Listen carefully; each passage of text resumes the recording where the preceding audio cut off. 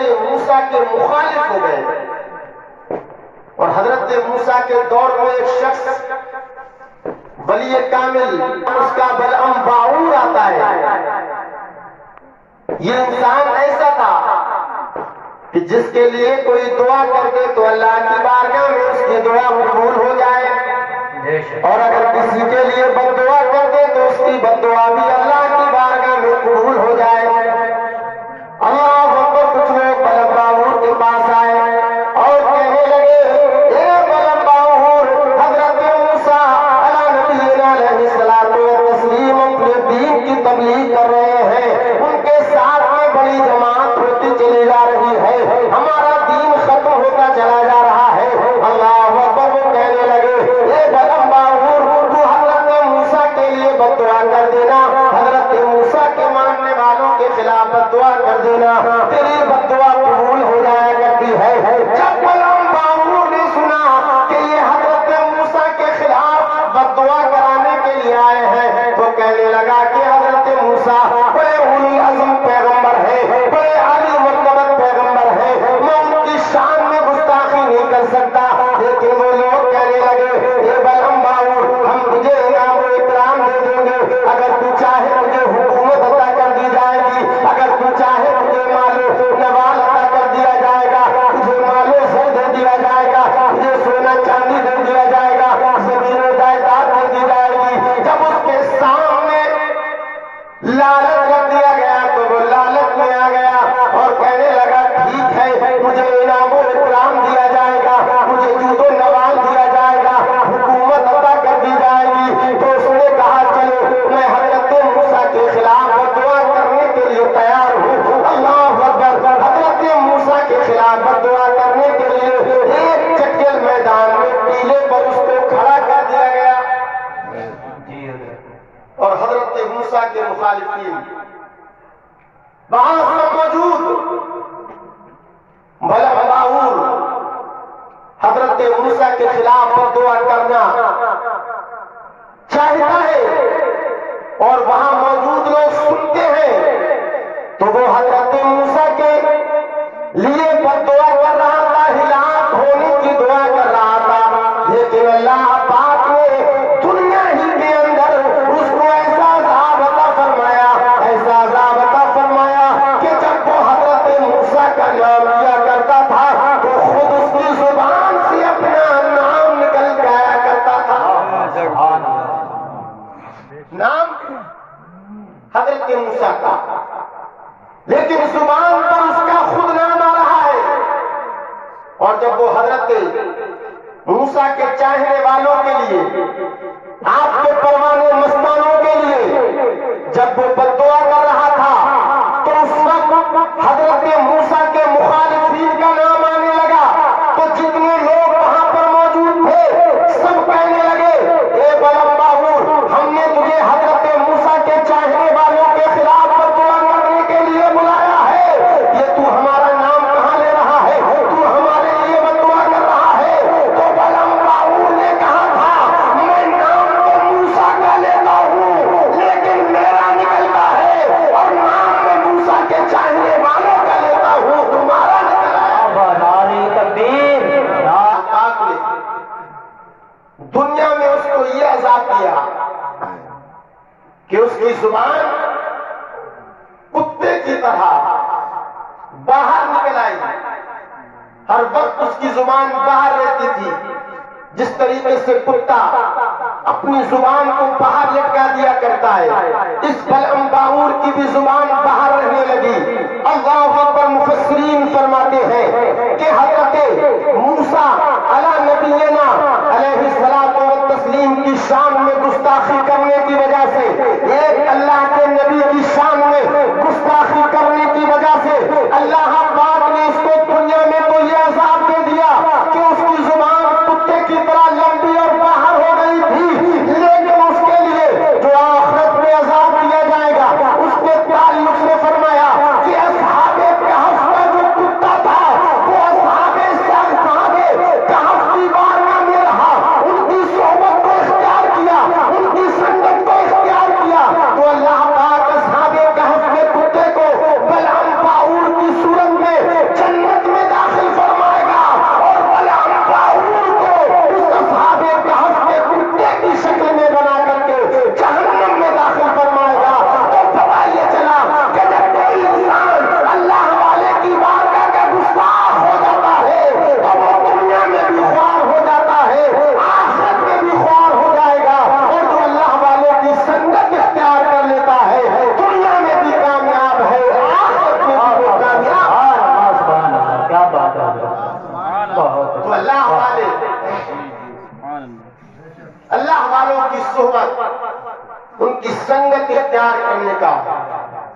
ہمیں اور آپ کو حکم دیا گیا، لیکن صرف اللہ والوں سے محبت کرنے کا یہ مطلب نہیں کہ آپ نے سال بھر میں ایک کورس کر لیا، لنگر بنا لیا، گاؤں والوں کو کھلا دیا، جلسہ کر لیا، یہ اصل محبت نہیں، بلکہ اللہ والوں کی سنت اختیار کرنے کا یہ مطلب، ان کی محبت کا یہ مطلب کہ ہم جس صاحب مزار کی بارگاہ میں حاضر ہیں، ہم اس کی سیرت کو پڑھیں، ہم اس کی زندگی کا مطالعہ کریں، ہم اس کی ہسٹری کو پڑھیں۔ اللہ اکبر، جو اللہ والے ہوا کرتے ہیں ان کے دلوں میں اللہ کا خوف ہوا کرتا ہے، رسول کریم صلی اللہ علیہ وسلم کی محبت ہوا کرتی ہے، ان کا ایک عمل قرآن و حدیث کے مطابق ہوا کرتا ہے۔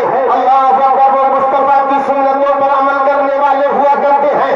اگر ہم اولیاء کرام کی بارگاہ میں چلیں گے تو ہمیں پتہ چلے گا یہ اللہ والے نمازوں سے محبت کیا کرتے ہیں، ان والوں سے محبت کیا کرتے ہیں، یہ اللہ والے اللہ اکبر کسی پر ظلم نہیں کیا کرتے، یہ شرابیں نہیں پیا کرتے ہیں، یہ جوا نہیں کھیلا کرتے ہیں، یہ ماں باپ کا ادب و احترام کیا کرتے ہیں۔ اگر ہم چاہتے ہیں کہ صاحب مزار کا فیض ہمیں حاصل ہو جائے، اللہ والوں کا فیض ہمیں حاصل ہو جائے، تو ہمیں ان کی سیرت کو اپنانا پڑے گا، ان کے کردار کو اپنانا پڑے گا، ان کے کیریکٹر پر عمل کرنا پڑے گا، تو اللہ والے اللہ اکبر خدا پاک وحدہ لا شریک کی عبادت اور ریاضت کیا کرتے ہیں۔ اگر ہم چاہتے ہیں کہ اللہ والوں سے ہم محبت کرنے لگ جائیں، ان کا فیضان ہمیں حاصل ہو جائے، تو سب سے پہلے ہمیں اپنے ایمان کی حفاظت کرنا ہوگی، ہمیں اللہ کی عبادت اور ریاضت کرنا ہوگی۔ یہ اللہ والے اللہ اکبر کبھی جھوٹ نہیں بولتے ہیں، ہمیں جھوٹ سے توبہ کرنا پڑے گی۔ اللہ والوں نے شراب نہیں پی ہے،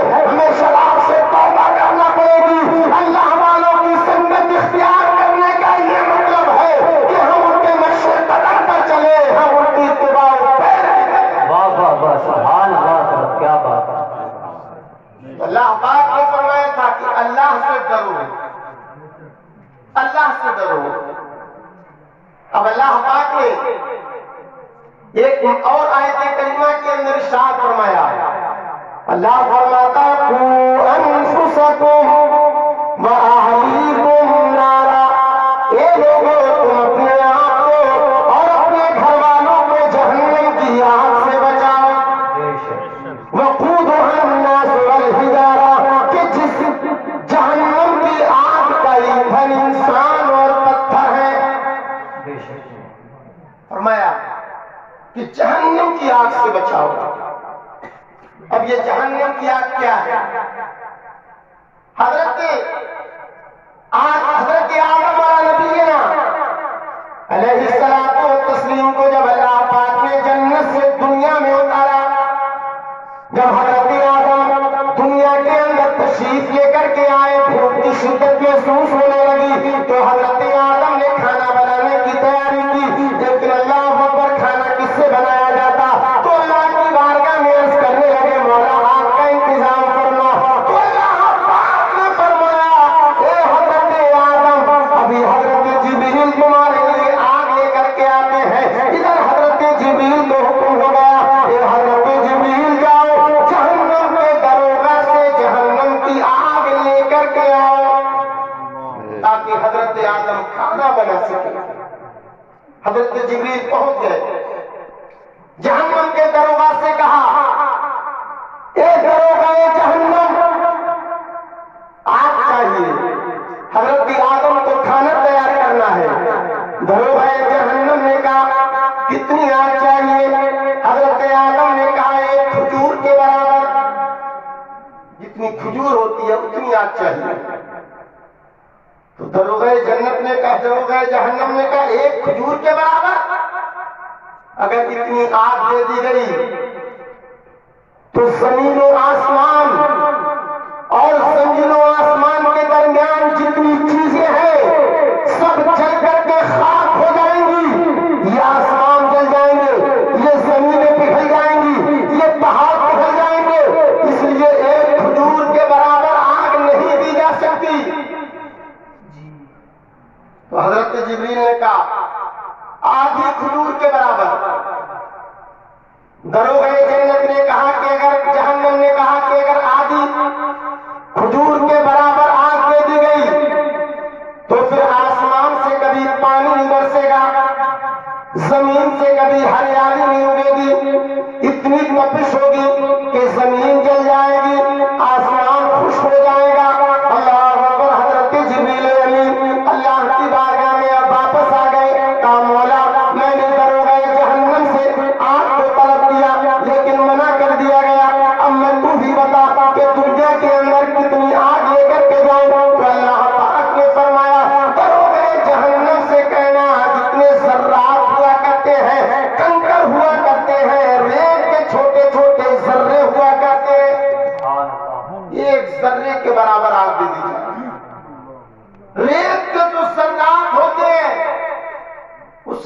کے برابر حضرت جبریل آ گئے اور کہا کہ اتنی آگ چاہیے جتنا ریت کا ایک ذرہ ہوا کرتا ہے. دروغہ جہنم نے ریت کے ذرے کے برابر جہنم کی آگ حضرت جبریل کو دی. حضرت جبریل نے اس کو لے کر کے جنت کی 70 نہروں کے پانیوں سے اس کو ٹھنڈا کیا. جنت کی 70 نہروں کے پانی سے اس آگ کو ٹھنڈا کیا گیا اور حضرت آدم کی بارگاہ میں پیش کی گئی. لیکن ابھی بھی اس کی اتنی تپش، ابھی بھی اس میں اتنی تیزی کہ حضرت آدم نے اس کو ایک پہاڑ کے اوپر رکھا تو وہ پہاڑ آگ نہ لا سکا اور وہ پہاڑ پگھل جایا کرتا ہے. جب وہ پہاڑ پگھلتا ہے اور جو اس پہاڑ سے دھواں اٹھا تھا تو اس دھوئیں کی تپش سے اور اس کی حرارت سے حضرت آدم نے کھانا تیار کیا. تو پتہ یہ چلا کہ جب دنیا کی آگ اللہ اکبر جہنم کی ایک ذرے کی آگ کے برابر بھی نہیں ہے، جبکہ 70 نہروں کے پانی سے اس کو دھویا گیا ہے، تب بھی اس کے اندر اتنی تپش ہے کہ اگر ہمارا ہاتھ آگ کے اندر چلا جائے تو ہم تلملا اٹھا کرتے ہیں، تکلیف میں آ جایا کرتے ہیں. تو آپ اندازہ لگا سکتے ہیں کہ جب دنیا کی آگ کی شدت کا یہ عالم ہے تو جہنم کی آگ کی شدت کا کیا عالم ہوگا. تو اللہ فرما رہا ہے یہ لوگوں اسی جہنم کی آگ سے خود کو بچاؤ اور اپنے گھر والوں کو بچاؤ. صحابہ نے عرض کیا یا رسول اللہ ہم اپنے آپ کو تو جہنم کی آگ سے بچا سکتے ہیں، لیکن ہم اپنے گھر والوں کو کیسے بچائیں؟ گھر والوں کو بچانے کا کیا طریقہ ہے؟ ہم اپنے آپ نمازیں پڑھ سکتے ہیں، جھوٹ سے بچ سکتے ہیں، برائیوں سے بچ سکتے ہیں. تو اللہ پاک کے محبوب کریم صلی اللہ علیہ وسلم نے ارشاد فرمایا اے لوگوں اولاد کو جہنم سے بچانے کا طریقہ یہ ہے کہ جن چیزوں کا تمہیں حکم دیا گیا ہے وہ کام تم اپنی اولاد کو بھی دو، ان چیزوں کا حکم اپنی اولاد کو بھی کرو، اور جن چیزوں سے تمہیں منع کیا گیا ہے ان چیزوں سے اپنی اولاد کو بھی روک لو. یہ اپنی اولاد کو جہنم سے بچانے کا طریقہ ہے. جن چیزوں کا حکم اللہ پاک نے تمہیں دیا تو ان کا حکم تم اپنی اولاد کو دو، اور جن چیزوں سے اللہ پاک نے تمہیں روکا تو ان چیزوں سے اپنی اولاد کو روکو. اب حدیث پاک کے اندر رسول کریم صلی اللہ علیہ وسلم سے معلوم کیا گیا تھا یا رسول اللہ والد کے اولاد کے اوپر کیا حق ہوا کرتے ہیں؟ تو میرے آقا نے ارشاد فرمایا تھا حق الوالدی علی الولد ثلاثہ. میرے آقا نے فرمایا کہ والد کے اولاد کے اوپر 3 حقوق ہوا کرتے ہیں. میرے آقا کریم ارشاد فرماتے ہیں پہلا حق یہ ہے ان یحسن اسمہ کہ وہ اس کا نام اچھا رکھے، ویعلمہ الکتاب اور اس کو کتاب سکھائے، ویزوجہ اذا بلغ اور اس کا نکاح کر دے جب وہ بالغ ہو جائے. بے شک سبحان اللہ سبحان اللہ. جب دنیا میں بچہ آ جائے تو اس کا نام اچھا رکھا جائے. اب اچھا نام کا مطلب لوگوں نے یہ سمجھ لیا کسی کے یہاں پر آج کا دور یہ ہے کہ کسی کے یہاں پر کوئی بچہ پیدا ہو گیا تو علامہ مفتی شاداب صاحب کی بارگاہ میں، علامہ رضی کی بارگاہ میں، علامہ راشد کی بارگاہ میں، علامہ ارشد کی بارگاہ میں کہ حضرت ہمارے یہاں پر بچہ پیدا ہوا ہے، بچی پیدا ہوئی ہے، کوئی نام بتاؤ. حضرت نے بتایا فاطمہ رکھ لینا، بیٹی ہوئی ہے تو فاطمہ رکھ لو، اور اگر بیٹا ہوا ہے تو عمر رکھ لو، ابو بکر رکھ لو، محمد رکھ لو. تو جواب دینے والا کہتا ہے حضرت اتنا پرانا نام بتا دیا ہے، کوئی نیا نام بتاؤ. اللہ اکبر. اور